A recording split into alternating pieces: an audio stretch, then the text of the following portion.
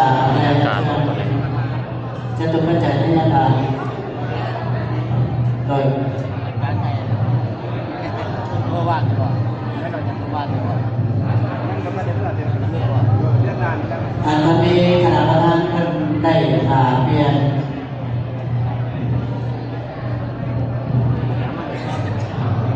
ตอนนี้เราประเมินผู้บาดเจ็บที่พ้นเป็นฐานสงเลยตลอดตั้งรายสื่อมีได้เรียนมาตั้งน้องอะไรน้องอันนี้พ้นยันอ่านอินปันขึ้นนางอาสง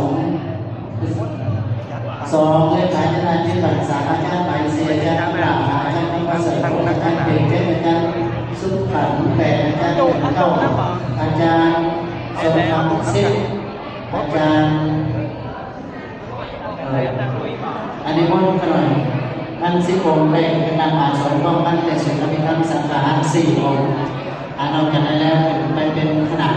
เนาะอันนี้ว่าได้เท่าไหร่ก็เป็นครูบาอาจารย์ท่านสิบองค์และขอมือนะผมก็จะโยมตอนนี้มันจะได้เสริม